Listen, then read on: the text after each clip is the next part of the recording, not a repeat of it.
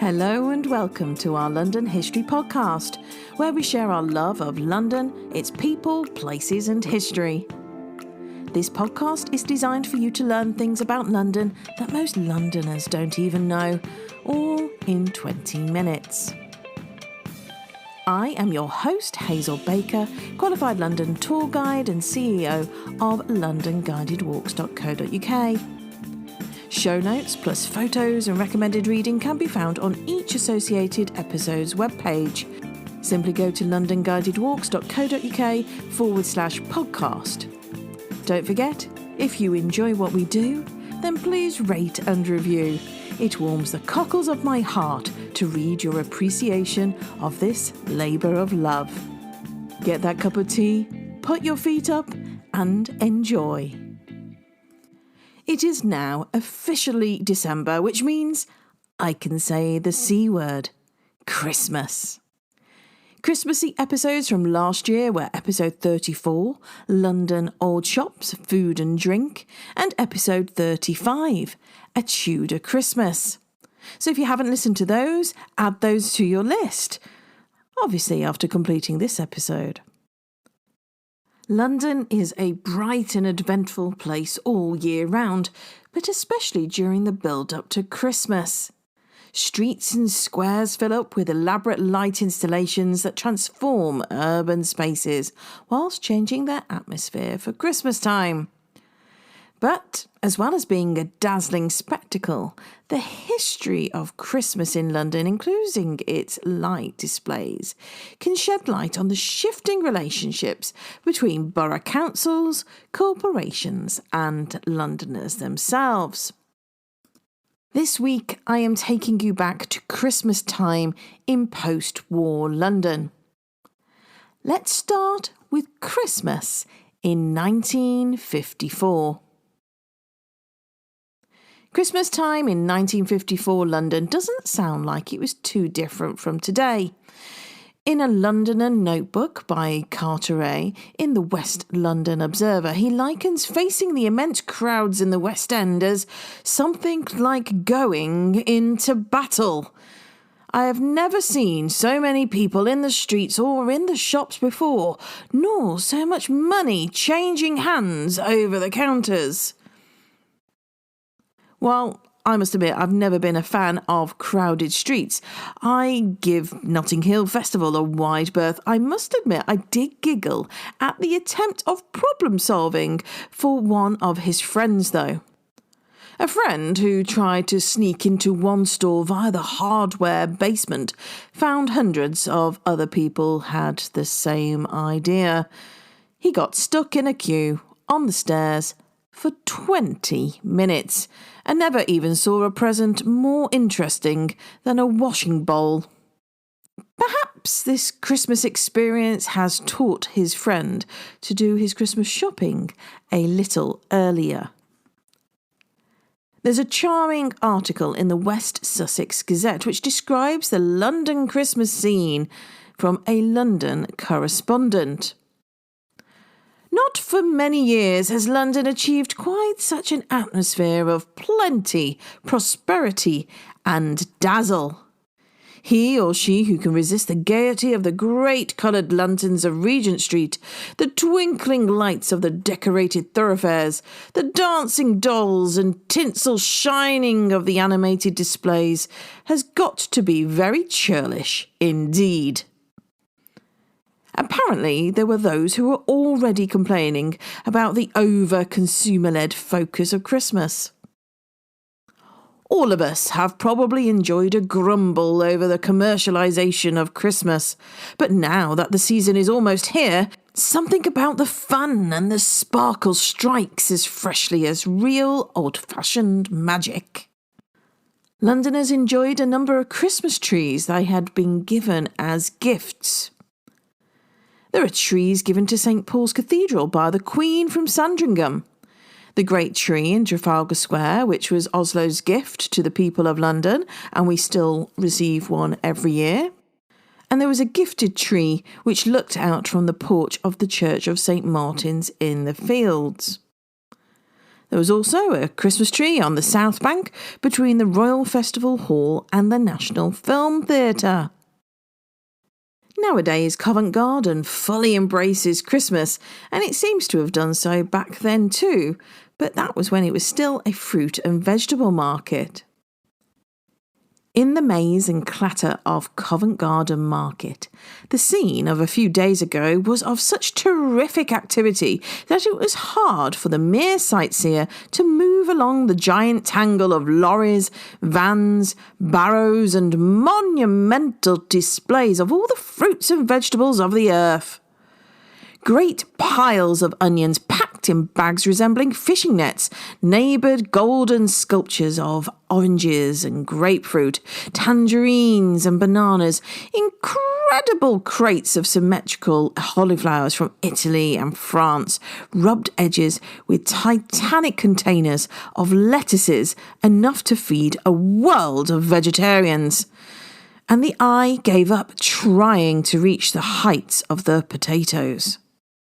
But perhaps the jolliest sight was the great enclosures of Christmas trees, looking like uprooted forests and smelling deliciously of fir and wet country earth. Holly then was fetching the high and curious price of 2 shillings a pound. It is scarce this year, but there is plenty of mistletoe from France. Christmas markets weren't a thing back then, but there were curbside markets, something that is a dwindling presence in London now. In the little streets of the curbside markets, there are piled stalls of Christmas trees small enough to be comfortably tucked under an arm and taken home to decorate. The gaiety of the street markets is traditional. They have come out this year in a decorative dazzle of silver, gilded and coloured leaves and twigs.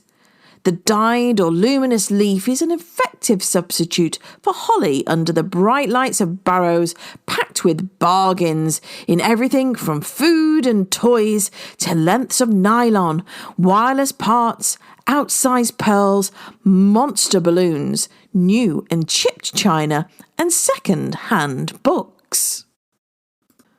Commenters make a point that walking was quicker than car and sometimes by public transport, and lost property on the tube in the final hectic days before Christmas in 1954 consisted of Christmas puddings and turkeys, bottles of whiskey, boxes of chocolates, and presents from earrings to pairs of braces. Oh, and a skeleton. Don't worry, it was a plastic one. Route 7L was London Transport's Christmas light-seeing bus service, which started in November and ended on the 6th of January. Frequent intervals were provided between 5:30 and 10 p.m. and the service was an open-top bus from Marble Arch along Oxford Street and Regent Street and then into Trafalgar Square via Piccadilly Circus and Haymarket. All exception of Christmas Day, and London buses still don't run on Christmas Day even now. There were specially marked bus stops along the route, and the price for such a round trip of a seasonal spectacle, a flat rate of 20 pence per adult and 10 pence per child. The service was run by London Transport in conjunction with Debenhams on Oxford Street. Carteret describes a scene on a London bus at Christmas. A ticket inspector is making his way along the bus. "Tickets, please! Have your tickets ready, please!" He approaches a small boy, aged about 6, sitting alone and on an end seat. "Got your ticket, sonny?" The boy looks down at his feet and says nothing. "Got your ticket, sonny?" A little louder this time. The boy blushes. Slowly, he puts both hands in his jacket pockets and withdraws a mass of assorted bus tickets from each. He pulls a further wad from his trouser pocket. The ticket inspector smiles. "That's all right, Sonny," he says. "You keep 'em." Now that is what I call Christmas spirit. For decades, London has been displaying its Christmas lights and decorations throughout the busy commercial, world-famous shopping streets. The display of this tradition is now considered an integral part in preparing for what's expected to be another successful holiday season by many. But when and where were the first London Christmas lights? Well, that's why I have brought you back to London in 1954. The tradition began in 1954 on Regent Street, when local retailers and businesses, through the Regent Street Association, responded to an article in the Daily Telegraph commenting on how drab London looked at Christmas. So they arranged and paid for an illuminated light display across Regent Street. Post-war London needed a tonic, and a touch of sparkle seemed to do the trick. It didn't take long for Oxford Street to join in with the festive sparkle. The first Oxford Street Christmas display was in 1959. However, the first Oxford Street Illuminations, as they were initially called, that stretched across Oxford Street, were first switched on in 1960. There's a black and white photo in the Sphere showing huge illuminated baubles, a design we would call nowadays vintage, I suppose. And these humongous baubles were coloured in various shades of red, gold and blue. And underneath these illuminated baubles are 2 lanes of cars, bumper to bumper. And the pavements are crammed with pedestrians walking past shop signs such as Burketex and F.W. Woolworth & Co. Adding a touch of celebrity sparkle to the lights with a switching on ceremony created a lot of buzz and PR chatter, but this didn't become a thing until the 1980s. Big names to push the button in the past have included Kylie Minogue, who's done Regent Street in 1987 and Oxford Street in 2015, Cliff Richard in 1990, the Spice Girls in 1996 and Ronan Keating in 1999. I'm sure to many, the chance of seeing a celebrity was more of a draw to weather the West End crowds compared to seeing Mr. Stafford Bourne, chairman of Bourne and Hollingsworth, who was president of the Oxford Street Association. For that's who turned on the Oxford Street Illuminations in 1961. Quickly, the lights grew to be a key part of London's festive calendar, which prompted a new kind of visitor: the Christmas experience shopper.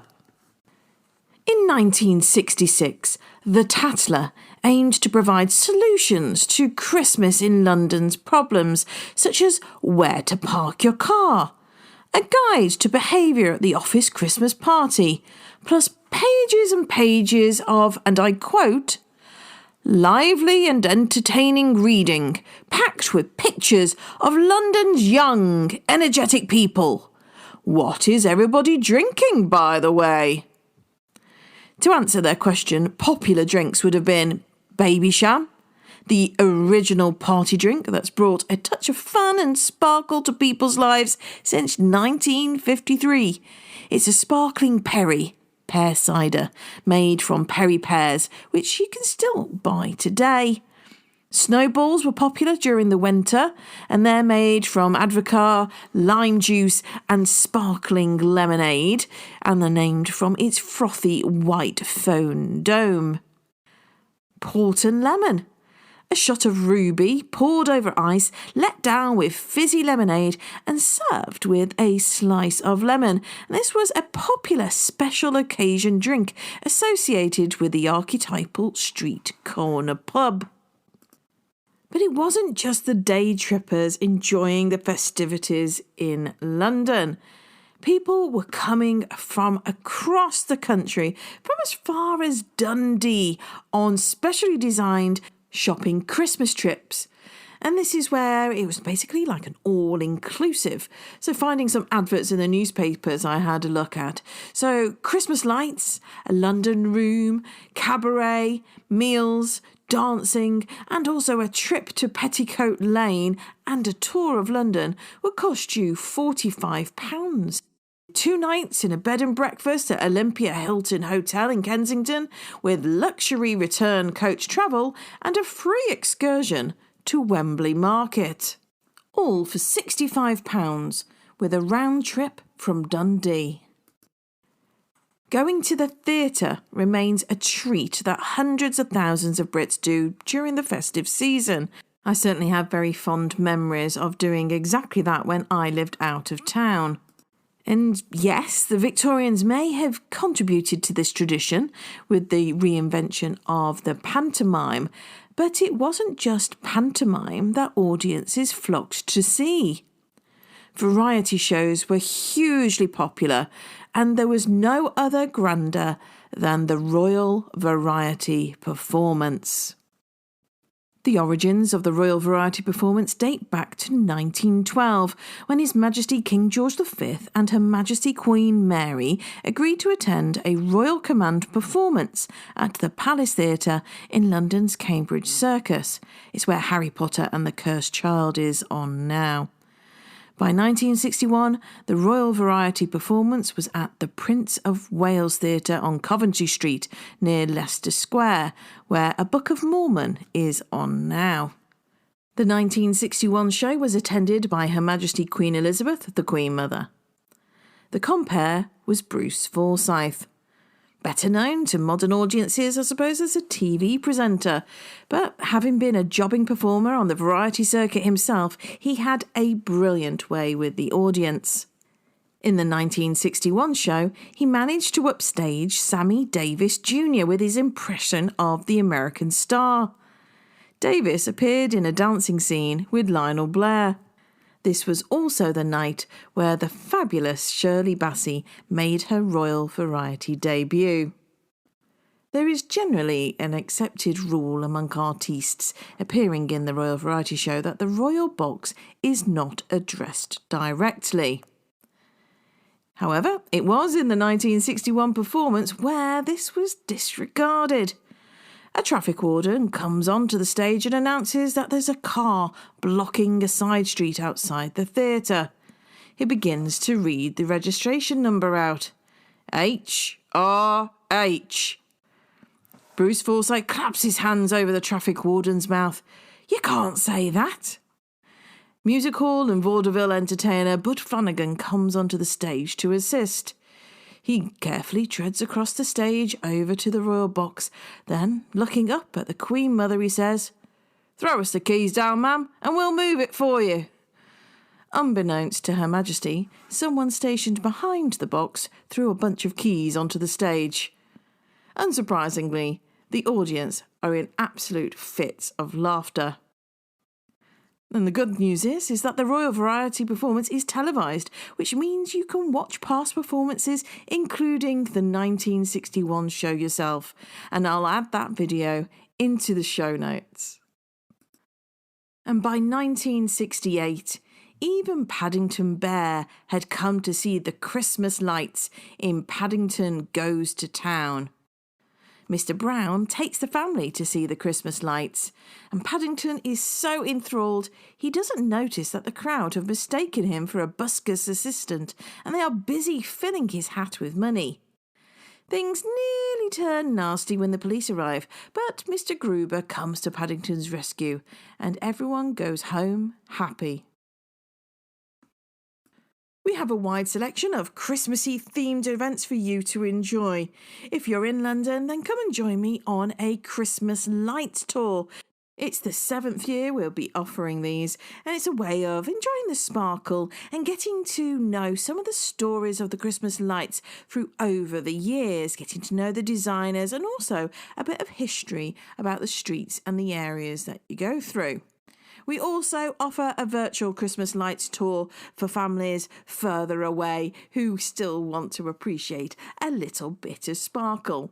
And both of those are bookable on our website, londonguidedwalks.co.uk, and click on Christmas events. There you will also see how we have a so-ho-ho treasure hunt for you active people. Don't worry, running is not involved and therefore lycra is not a necessity. We also have a Victorian Christmas walk and also a Christmas carol walk, where if you book a private tour, you may be able to meet Mr. Scrooge. That's all for now. See you next time.